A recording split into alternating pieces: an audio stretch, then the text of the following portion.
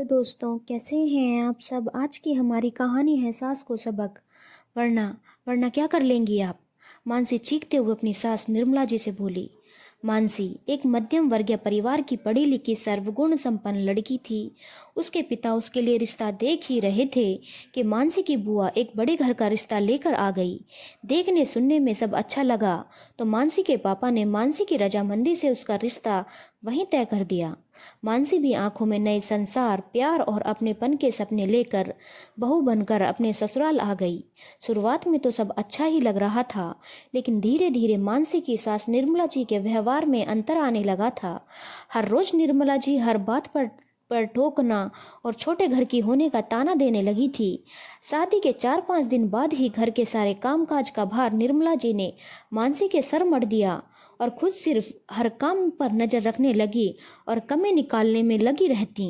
एक दिन सब्जी में नमक थोड़ा ज्यादा हो गया तो निर्मला जी चिल्लाते हुए बोली, कुछ सिखाया नहीं तेरी माँ ने, ढंग से काम कर वरना धक्के मार के घर से बाहर निकाल दूंगी। छोटे घर की तमीज नहीं सिखाई तेरे माँ ने। मानसी धोने के कपड़े लेकर वॉशिंग मशीन की तरफ बढ़ी तो निर्मला जी चिल्लाते हुए बोली, तुझे पता भी है मशीन चलाने में बिजली का कितना बिल आता है। बिजली का बिल क्या तेरा बाप भरेगा। चुपचाप बैठकर हाथ से कपड़े धो ले वरना।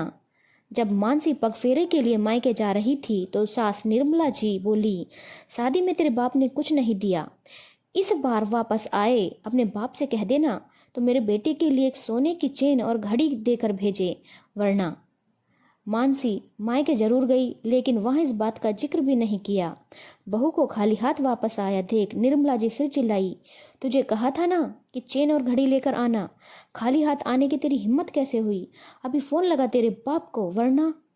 इस बार बाप का नाम आते ही मानसी के सब्र का बांध टूट गया और वो भी ऊंची आवाज में बोल पड़ी, वरना वरना क्या कर लेंगी माँ जी, क्या कर लेंगी आप। मुझे वापस मायके भेजेंगी तो सुन लीजिए, ये घर जितना आपका है अब मेरा भी है, और अगर आपने बेटे की दूसरी शादी करने का इरादा है तो मैं आपके बेटे को तलाक कभी नहीं देने वाली। और क्या करेंगी, मुझ पर हाथ उठाएंगी तो सोचना भी मत, क्योंकि मैं स्कूल में कराटे चैंपियन रह चुकी हूँ। आप बड़ी हैं इसलिए हाथ नहीं उठाऊंगी, लेकिन उठे हुए हाथ को ऐसे मरोड़ूंगी कि दोबारा उठाने लायक भी नहीं रहोगी। और क्या करेंगी, रो धोकर अपने बेटे और ससुर जी को दिखाएंगे, मेरी शिकायत करेंगी, त्रिया चरित्र दिखाकर बेटे और परिवार वालों को मेरे खिलाफ करेंगी। तो सुन लीजिए, मैं भी एक स्त्री हूँ, ये रोना धोना और नौटंकी दिखाना मुझे भी आता है।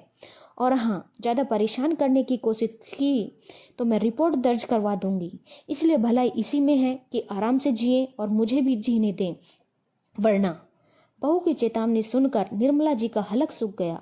उन्होंने सोचा भी नहीं था कि सीधी सादी दिखने वाली बहू इतना कुछ भी बोल सकती है। पसीने से तर निर्मला जी की सांस फूलने लगी तो मानसी ने पानी का गिलास पकड़ाते हुए कहा, माँ जी, यदि आप चाहती हैं कि मैं इस बात का जिक्र किसी से ना करूं तो विश्वास रखिए नहीं करूंगी, लेकिन यदि आप चाहती हैं कि मैं आपकी इज्जत करूं तो खुद को सुधारने में ही भलाई है। निर्मला जी ने एक सांस में ही पानी का पूरा गिलास गटक लिया। शाम को जब मानसी के ससुर और पति ऑफिस से वापस आए तो घर का माहौल बिल्कुल शांत था। मानसी चाय लेकर आई तो सबके साथ निर्मला जी ने भी चुपचाप चाय पी ली। आज कोई नुक्स, कोई कमी निर्मला जी को नजर नहीं आ रही थी। धन्यवाद दोस्तों, अगर आपको कहानी अच्छी लगी हो तो चैनल को लाइक, शेयर और सब्सक्राइब करना ना भूलें।